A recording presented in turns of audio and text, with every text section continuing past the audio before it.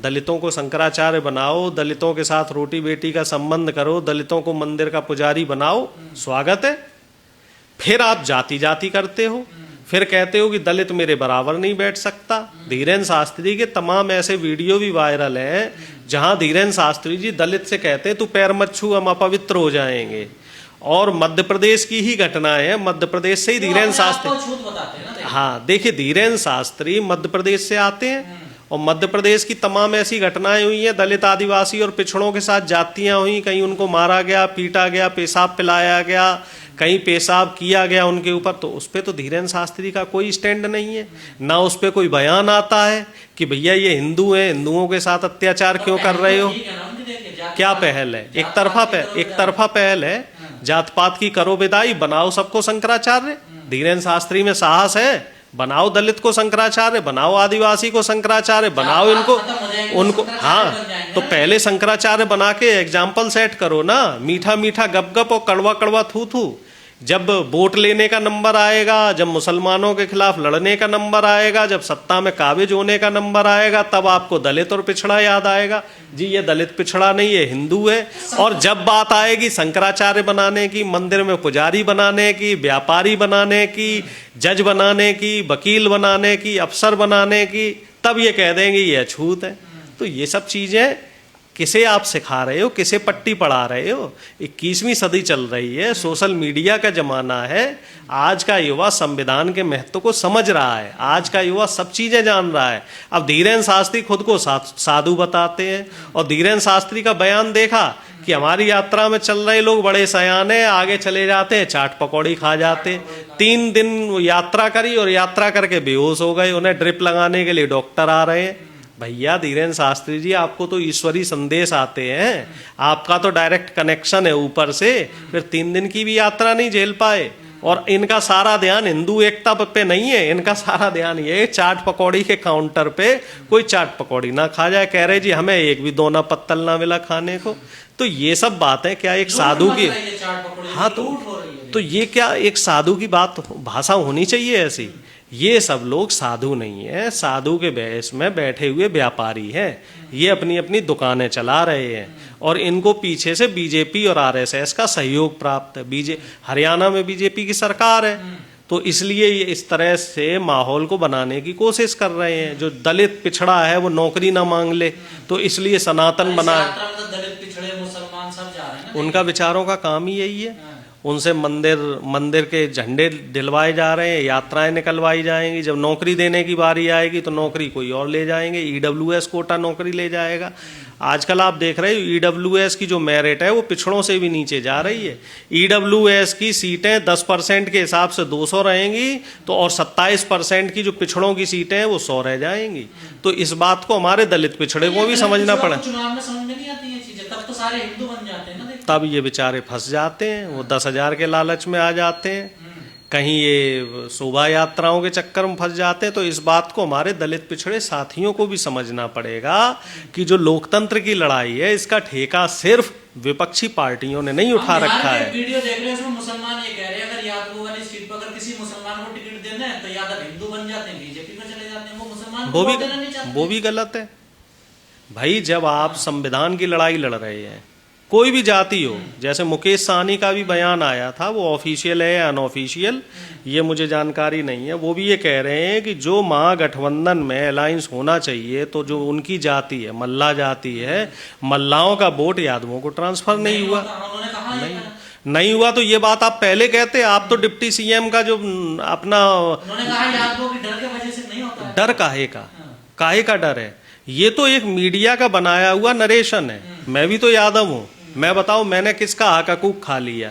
तो इस समय यादव समझदार हो गया है, यादव संविधान के महत्व को समझ रहा है और आंखों में आंखें डालकर जो मनवादी ताकतें हैं उनसे सवाल कर रहा है। इसीलिए यादवों का चरित्र हनन करने की कोशिश की जा रही है, इसीलिए यादवों को विलेन बनाने की कोशिश की जा रही है, इसीलिए यादवों को गुंडा, बदमाश और अपराधी बनाने की कोशिश की जा रही है।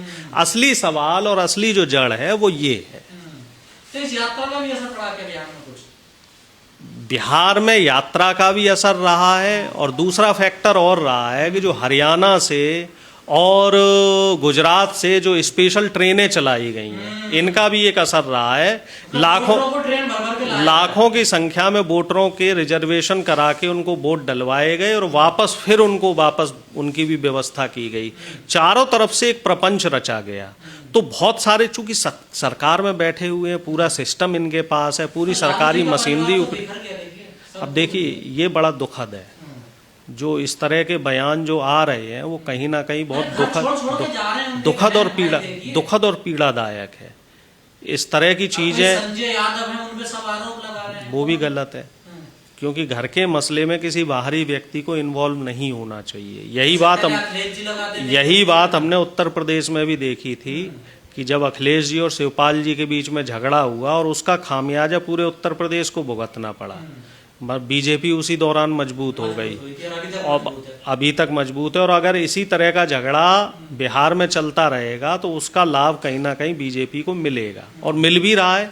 एक फैक्टर ये भी हो सकता है कि जो तेज प्रताप अलग चुनाव लड़े और तेजस्वी अलग लड़े, तो उसका एक संदेश पिछड़े समाज में भी जाता है। जो आरजेडी का समर्थक है, जरूरी नहीं वो सिर्फ यादव मुस्लिम ही हो, और भी तमाम जातियां वोट देती हैं, तो उसके दिमाग में भी ये चीज़ गई कि अरे यार, ये लोग घर नहीं संभाल पा रहे हैं तो बाकी चीज़ें कैसे मैनेज करेंगे।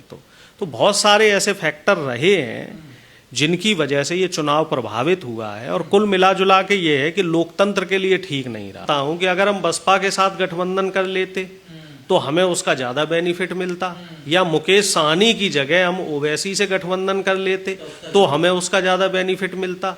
क्योंकि मुकेश सहनी के साथ जो हमारा गठबंधन हुआ तो वो वोट हमारे पास ट्रांसफर नहीं हो पाया, उसका फायदा सीधा सीधा एनडीए को मिला। और वहाँ पे एक चीज़ और देखने वाली बात है कि सीमांचल का जो क्षेत्र है वहाँ भी एनडीए जीती है, तो इसका मतलब मुस्लिम वोट भी कहीं ना कहीं एनडीए की तरफ गया है, नीतीश कुमार को मिला है। अब वो क्यों मिला है, क्या कारण रहे हैं, तो उन कारणों की भी समीक्षा होनी चाहिए। चुनाव में अगर हार हुई है और भले ही धांधली हुई है तो हम धांधली को ये कह के अपना पल्ला नहीं झाड़ सकते कि साहब बेईमानी हो गई है, हमारी कोई गलती नहीं है। हमें अपनी गलतियों का भी विश्लेषण करना चाहिए कि हमसे कहाँ कहाँ पे चूक हुई है। निश्चित तौर पे देखिए, इसमें दो फैक्टर और भी हैं। एक तो हमारी जो 5 सीटों पे आरजेडी के साथ सहमति नहीं बन पाई, तो वो 5 नहीं बल्कि 6 सीटें थी, तो वो भी कहीं एक छोटा सा फैक्टर हम मान सकते हैं। इसके अलावा जो सामाजिक न्याय की बात हम लोग कर रहे थे और उस सामाजिक न्याय को हम जनता के बीच में डिलीवर करने में फेल रहे। हमें ओबीसी को 60% सीटें देनी चाहिए थी और हम ओबीसी को 21% सीट दे पाए। जो सीटों का हमने वायदा जनता से किया था वो वायदा हम पूरा नहीं कर पाए, तो निश्चित तौर पे उसमें भी कहीं ना कहीं थोड़ा बहुत जनता के बीच में एक आक्रोश रहा है कि राहुल गांधी जी की बातों को जो वहाँ का प्रदेश नेतृत्व है वो पूरा नहीं कर पा रहा है, या जो वहाँ पे इंचार्जेस थे जिनको वहाँ पे चुनाव की और टिकटों की जिम्मेदारी दी गई थी, उन लोगों से जो चूक हुई है, तो निश्चित तौर पे उसका भी विश्लेषण होना बहुत जरूरी है। लेकिन इसमें एक चीज और देखने वाली है। बीजेपी से जो आप लोग डराते थे, अब मुसलमान नहीं डर रहा। देखिए, हमने कभी किसी को नहीं डराया। हम अब भी माइनॉरिटी के साथ जो जातियां हो रही हैं उसके लिए खड़े रहेंगे। बीजेपी आ जाएगी अगर मुसलमानों ने वोट नहीं दिया हमें, तो अखिलेश यादव वही काम करते थे, तेजस्वी यादव भी वही काम करते हैं। हम बात करते हैं संविधान की, जो हम लोग हैं इंडिया अलायंस के लोग हैं, हम बात करते हैं संविधान की कि बीजेपी संवैधानिक तरीके से शासन नहीं कर रही है। वो बात हम अब भी कर रहे हैं कि एसआईआर के जरिए जो वोट काटे जा रहे हैं वो ज्यादातर किसके हैं। सर वही रोना शुरू हो गया आपने कहा संविधान की बात करते हैं, 2% मल्ला जाति का वोट है, मुकेश सहनी को आप डिप्टी सीएम बना रहे हैं और मुसलमानों को आप हिस्सेदारी भी नहीं दे रहे, टिकट भी नहीं दे पा रहे। देखिए, ये बात तो हम लोगों ने उस समय तय कर ली थी कि अगर हमारी सरकार बनती है तो हम किसी मुसलमान को भी डिप्टी सीएम बनाएंगे और एक दलित को डिप्टी सीएम बनाएंगे। ऐलान हुआ था, लेकिन मीडिया ने उन चीजों को नहीं दिखाया। नहीं, नाम फाइनल नहीं हुआ था, वो कांग्रेस की तरफ से बनना था, लेकिन कांग्रेस में ये फाइनल नहीं हुआ था कि इसको डिप्टी सीएम बनाएंगे, क्योंकि हमारे यहाँ एक आम सहमति से बनता। ठीक है, जैसे बीजेपी ने भी मुख्यमंत्री का ऐलान नहीं किया कि मुख्यमंत्री कौन रहेगा। पर वहाँ तो सबको पता नीतीश कुमार ही बनेंगे। पता होना अलग चीज होती है, लेकिन एक उसकी ऑफिशियल डिक्लेरेशन होना एक दूसरी चीज होती है। जैसे महाराष्ट्र में पता सबको था कि एकनाथ शिंदे को मुख्यमंत्री बनाया जाएगा, लेकिन क्या एकनाथ शिंदे मुख्यमंत्री बने? नहीं बने। तो आपको शक है बिहार में नीतीश कुमार बनेंगे? अब क्या नीतीश कुमार जी मुख्यमंत्री बनेंगे? क्योंकि अमित शाह जी तो ये कह के पल्ला झाड़ देंगे कि हमने तो नहीं कहा था, हमने तो डिक्लेयर नहीं किया था। अभी भी जो बीजेपी का शीर्ष नेतृत्व है वो इस बात पे अड़ा हुआ है कि जो एनडीए की विधायक दल की बैठक होगी उसमें बहुमत से तय होगा कि किसे मुख्यमंत्री बनाया जाए। वहीं जदयू ये कह रहा है कि नीतीश कुमार के अलावा किसी और नाम पे विचार नहीं किया जाएगा। तो इसका मतलब कहीं ना कहीं वहाँ कॉन्फ्लिक्ट है। चिराग पासवान अलग बात कर रहे हैं, चिराग पासवान साफ साफ उस बात को लेके मुकर रहे हैं। तो ऐसा नहीं है कि हमारी जो रणनीतियां हैं, हमारी रणनीतियों में ही खामियां रहीं। हाँ, निश्चित तौर पे हम अगर हारे हैं तो हार का देखिए कोई माई बाप नहीं होता है, और जीत का श्रेय लेने के लिए 50 लोग आ जाते हैं। देखिए, किसी भी चुनाव का अगले चुनाव से कोई लेना देना नहीं होता, क्योंकि अभी बीच में बिहार में चुनाव, वो बंगाल में चुनाव आ रहा है, तमिलनाडु में चुनाव है, केरल में चुनाव है, असम में चुनाव है। 4 बड़े राज्य हैं जहाँ पे चुनाव है। ठीक है, इसके बाद फिर उत्तर प्रदेश में चुनाव होगा, पंजाब में होगा। तब उस समय क्या परिस्थितियां बनेंगी। और निश्चित तौर पे एक बात तो तय है कि बीजेपी ने जो ये बेईमानी और लूट खसोट करना शुरू किया है वोट चोरी के नाम पे, एसआईआर के नाम पे, बिहार के बाद से अब इनका साहस बढ़ गया है। अब ये उसको व्यापक लेवल पे करेंगे। तो क्या जंगल राज को साबित कर पाई बीजेपी, और जंगल राज के से लोगों ने वोट नहीं दिया? देखिए, जंगल राज तो बीजेपी का चल रहा है। आप 50 साल पुरानी बात करो तो क्या वो बात न्याय संगत है कि 50 साल पहले क्या होता था? अब की बात करो ना, आप ये बताइए। बीजेपी के पास तो है ना, तो यूपी में कहते हैं गुंडे याद गोगू, और वहाँ बिहार में कहते हैं जंगल राज। देखिए, आप समझिए, कोई पिछड़ी जाति शासन करेगी, कोई दलित शासन करेगा, तो ये उनको गुंडा बताएंगे, उनका चरित्र हनन करेंगे। क्यों? क्योंकि ये लोग ये चाहते हैं कि सत्ता में हम ही लोग काबिज रहें, हम जो मनवादी व्यवस्था के लोग हैं हम ही लोग सत्ता में रहें, हमारे अलावा कोई भी व्यक्ति सत्ता में काबिज ना हो, हमारे अलावा किसी भी व्यक्ति को सत्ता में रहने का अधिकार नहीं रहना चाहिए, बाकी जो लोग हैं वो गुलामी करें। अब अनंत सिंह बीच चुनाव में अनंत सिंह के काफिले ने एक व्यक्ति की हत्या की। वो व्यक्ति पिछड़े समाज से आता है। क्या वो जंगल राज नहीं था? उसके ऊपर क्या कार्रवाई हुई और वो अनंत सिंह को चुनाव भी जिता दिया जाता है। तो ये एक क्लियर मैसेज दिया गया कि गुंडाई जो होगी वो मनवादी ताकतें, बीजेपी और आरएसएस की जो ताकतें वही गुंडाई कर सकती हैं, और उनको गुंडाई करने का लाइसेंस है, उसे जंगल राज नहीं माना जाएगा। लेकिन अगर कोई दलित और अगर कोई पिछड़ा सामाजिक न्याय की बात करेगा तो उसे आप गुंडाई बोल दोगे। हर व्यक्ति को चारपाई पे बैठने का अधिकार किसने दिया? दलित पिछड़े नेताओं ने। जो मनवादी ताकतें उनकी आंखों में आंखें डाल के अपना अधिकार छीनना किसने सिखाया? दलित और पिछड़े नेताओं ने, मान्यवर कांसीराम जी ने, बहन मायावती जी ने, लालू जी ने, मुलायम जी ने, और जो तमाम नेता रहे हैं इन लोगों ने। तो इन लोगों को ये क्या कहेंगे? गुंडे बदमाश कहेंगे। क्यों? क्योंकि वो सत्ता उनकी गोद से, उनकी जेब से छीन कर लेके आ गए। तो फिर बनाओ भैया शंकराचार्य। पर प्रोफेसर साहब, आप तो सामाजिक न्याय की बात करते हैं हमेशा, ईमानदार से बताइए, क्या बिहार में तेजस्वी यादव या यूपी में अखिलेश यादव बीजेपी को हरा पाएंगे? देखिए, अगर ईमानदारी से चुनाव होता है तो निश्चित तौर पे हरा पाएंगे। ईमानदारी से नहीं हो रहा। ये चुनाव ईमानदारी से नहीं है, ये पूरा का पूरा सिस्टम कैप्चर किया हुआ है, पूरा का पूरा सिस्टम हाईजैक किया हुआ है। और इस बात को आम जनता को भी समझना पड़ेगा, क्योंकि नुकसान उनका भी है। नुकसान सिर्फ विपक्ष का नहीं है कि हम सत्ता में नहीं है तो हमारा नुकसान हो रहा है, नुकसान जनता का भी है, क्योंकि सरकारों का लगातार बदलते रहना भी बहुत जरूरी है। गठबंधन का भी तो नहीं बदल पड़ा ना, स्ट्रक्चर ये बनाते हैं, कुछ पार्टियों को छोड़ देते हैं, उनको इग्नोर कर देते हैं, वो भी तो कहीं ना कहीं समस्या। मैं आपसे फिर कह रहा हूँ कि हार के तो कई कारण निकल आते हैं, और जब यही फैक्टर जीत जाता तब हम कहते हैं कि भैया ये हमारा कॉम्बिनेशन बहुत अच्छा रहा। अब लोकसभा चुनाव में भी तो यही फैक्टर था, हमने अच्छे प्रदर्शन किया। पर आपके नेता विदेश बहुत जाते हैं, इस पर भी बड़ा सवाल होता है। मोदी जी तो भूटान भाग गए उसी दिन, जिस दिन दिल्ली में बम की जो घटना हुई लाल किले पे, उसके अगले दिन मोदी जी भूटान चले गए। आपके नेता तो वैसे चले जाते हैं। वो भूटान चले गए, वो चर्चा का विषय नहीं बनता है। लेकिन विपक्ष का कोई नेता वो अगर विदेश चला जाता है तो वो चर्चा का विषय बन जाता है। बीजेपी तो संघर्ष कर रहा है। नहीं तो संघर्ष कर रहा है, ये तो वही बात हो गई जैसे किसान आंदोलन में किसान पिज्जा नहीं खा सकता, तो वैसे ही जो विपक्ष का नेता वो विदेश नहीं जा सकता। विदेश तो सिर्फ साहब सत्ताधारी दल के लोग ही जाएंगे।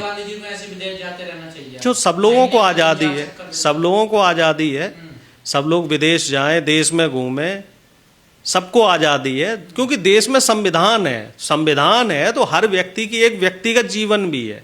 और मैं ये मान के चलता हूँ कि किसी भी व्यक्ति के व्यक्तिगत जीवन में नहीं झांकना चाहिए।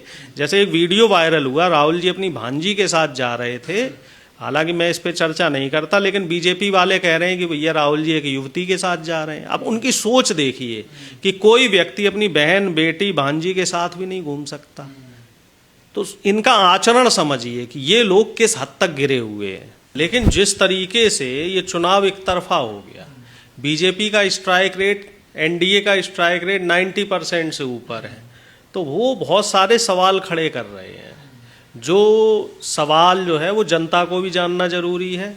और जनता के बीच में एक चीज ये भी आ रही है कि जो वोट विपक्ष में जो एंटी इनकम्बेंसी 20 साल की है, तो आखिर वो जो वोट डाला गया तो वो वोट कहाँ चला गया।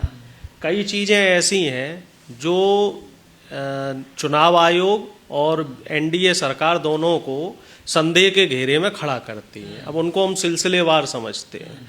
पहली बात तो ये है कि जब चुनाव का डिक्लेरेशन हुआ तो ज्ञानेश कुमार ने कहा कि बिहार में कुल वोटर 7.42 करोड़ है, और अब जब दोनों फेज के चुनाव हो गए तो अब ज्ञानेश कुमार कह रहे हैं कि बिहार में कुल वोटर 7.45 करोड़ है। तो आचार संहिता लगने के बाद ये 3 लाख वोटर कैसे बढ़ गए, पहला सवाल। दूसरा सवाल ये है कि एसआईआर के जरिए जो 68 लाख वोटों का हेरा फेरी हुई है, उसका सीधा सीधा जो बेनिफिट है वो एनडीए को होता हुआ दिखा है। क्योंकि अगर हम 2020 के चुनाव और 25 के चुनाव को कंपेयर करें कि जिन जिन चुनाव पे बीजेपी 10,000 या 20,000 के मार्जिन से हारी थी, उन्हीं सीटों पर बीजेपी और एनडीए गठबंधन जीत रहा है।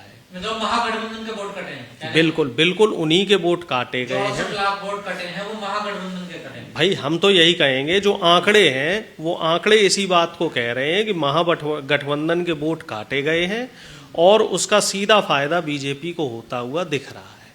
अब इसमें तीसरी चीज और आ जाइए कि जब आचार संहिता लागू हो चुकी है, आचार संहिता लागू होने के बाद 10,000 रुपये महिलाओं के अकाउंट में डालना, ये साफ साफ आचार संहिता का उल्लंघन है। हम लोगों ने उस समय भी इस बात को उठाया था कि चुनाव आयोग इस पे संज्ञान ले, लेकिन चुनाव आयोग, चूंकि चुनाव आयोग बीजेपी के हाथ में है, बीजेपी और चुनाव आयोग भाई एक ही थाली के चट्टे बट्टे हैं। और आप एक बात समझ के चलिए कि 1,10,00,000 महिलाओं के अकाउंट में 10-10 हज़ार रुपए डाले गए और उनको इन्फ्लुएंस किया गया। पहले भी पैसे डाले जाते थे, लेकिन वो आपकी आचार संहिता लगने से पहले डाले जाते थे। जैसे महाराष्ट्र में हुआ, वहाँ भी पैसे डाले गए, मध्य प्रदेश में पैसे डाले गए, हरियाणा में डाले गए, लेकिन वो आचार संहिता से पहले। इस बार तो इन लोगों ने खुल्लम खुल्ला बेईमानी और डकैती की। तो आप ये जो 3-4 पॉइंट है, इन 3-4 पॉइंट से मैं एक चीज जो कंक्लूड करता हूं वो साफ तौर पे ये है कि बीजेपी ने चुनाव को प्रभावित किया। और दूसरी बात यहाँ पे एक और है महत्वपूर्ण कि अमित शाह जिस होटल में रुके हुए थे वहाँ के सारे सीसीटीवी कैमरे बंद क्यों थे, उन सीसीटीवी कैमरों पे कपड़ा क्यों डाला गया था। जाहिर सी बात है वहाँ कुछ दाल में काला था, कुछ ना कुछ वहाँ कारगुजारी हो रही थी। अब इंडिया गठबंधन के जो लोग हैं, हम लोग इसका विश्लेषण कर रहे हैं और पर्याप्त साक्ष्यों के साथ कुछ समय में हम लोग इन चीज़ों को जनता के सामने लाएंगे। और निश्चित तौर पे देखिए हार तो हार होती है। अब इतनी बड़ी हार नहीं होती ना। देखिए राहुल गांधी ने वहाँ वोट बचाओ, वोट अधिकार यात्रा भी निकाली, कोई फायदा हो रहा है क्या? नहीं, फायदा तो हो रहा था, लेकिन अब जब खुल के डकैती हो रही है, आप ये देखिए महाराष्ट्र में जो हुआ वही चीज आपकी बिहार में हो गई। महाराष्ट्र में भी चुनाव एक तरफा कर दिया गया और 2/3 से ज़्यादा जो सीटें हैं वो एनडीए गठबंधन के, वहाँ का जो महायुति सरकार बनी हुई है उसके फेवर में है। और उसी तरीके से यहाँ हुआ। यहाँ तो जो विपक्ष है, विपक्ष के हाथ में सिर्फ 34-35 सीटें रह गई। इसका मतलब तेजस्वी की कोई गलती नहीं, राहुल गांधी कोई गलती नहीं, कोई समीक्षा करने की जरूरत नहीं, समीक्षा होनी चाहिए। मैं क्या कह रहा हूँ कि देखिए हार तो हार है, गड़बड़ भी समीक्षा करने की जरूरत है। देखिए गड़बड़ भी हुई है और निश्चित तौर पे हम में भी कुछ कमियां रही होंगी, तो हम उन कमियों का भी विश्लेषण करेंगे कि हम कहाँ पे ज्यादा अंतरों से हारे। देखिए जो क्लोज मार्जिन से हार जीत है वो तो निश्चित तौर पे चुनाव आयोग की उसमें संलिप्तता है, जहां 10,000, 20,000, 2,000, 5,000 के 30 वोट से जीता, आपने देखा नहीं सर? निश्चित तौर पे वो बिल्कुल बिल्कुल बिल्कुल बना है। बिहार में बसपा का एक विधायक बना है, ओवैसी के 5 विधायक बने और एक विधायक 200 वोटों से हारा है। तो ये भी एक कारण है कि जो अलायंस पार्टनर हमारे रहे, तो अलायंस पार्टनर के रूप में जो भरोसा हमने लेफ्ट पे दिखाया, हमारा प्रदर्शन उतना अच्छा लेफ्ट नहीं कर पाया। हम अपनी पार्टी की बात करें और तो छोड़ दीजिए, हमारी पार्टी का भी प्रदर्शन उतना अच्छा नहीं रहा। जो पिछली बार था हम तो उसको भी रिपीट नहीं कर पाए, हम उससे भी आधी सीटों पे रह गए। और इसके बजाय मैं तो ये मान